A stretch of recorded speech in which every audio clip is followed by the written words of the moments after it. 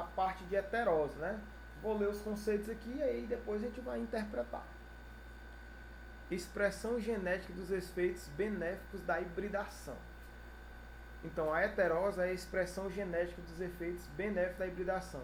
Pode ser considerado como um fenômeno oposto à endogamia, né?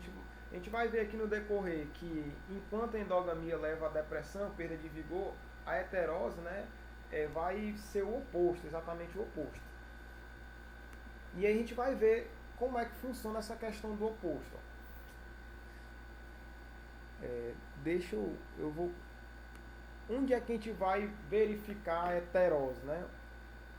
Onde é que eu vou fazer cruzamento entre dois genitores e eu vou observar a heterose? Se eu estiver trabalhando com a espécie cujo o produto comercial é a folha, através de heterose a gente consegue aumentar a área foliar. Se for a raiz, o sistema radicular, vamos supor que eu quero reduzir a altura da planta, tem como eu obter isso aí por heterose. Produtividade, que é o que é mais conhecido, né? A gente consegue ver produtividade,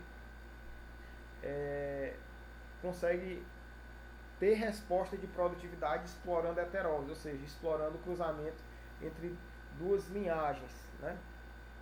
Conseguimos ver isso também em redução de ciclo da cultura, tamanho de fruto, né? Assim, isso aqui até quando a gente coloca tamanho de fruto, a gente pode pensar, a heterose vai, eu vou selecionar frutos maiores, né?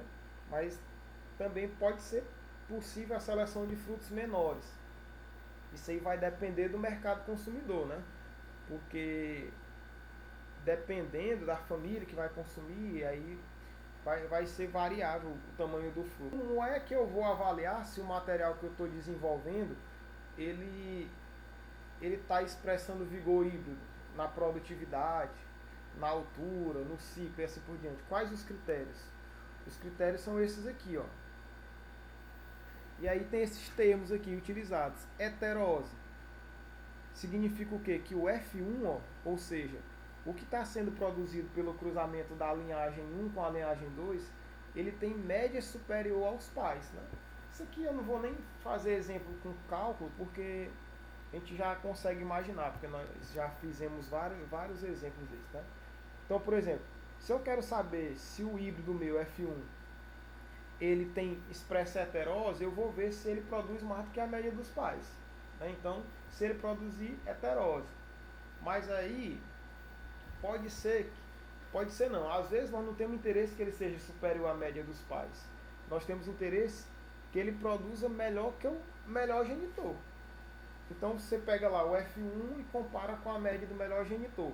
Se ele produzir mais, está expressando heterose, isso aí é chamado de heterobeltiose. O que é isso aí? É quando o F1 produz mais do que a média do melhor pai.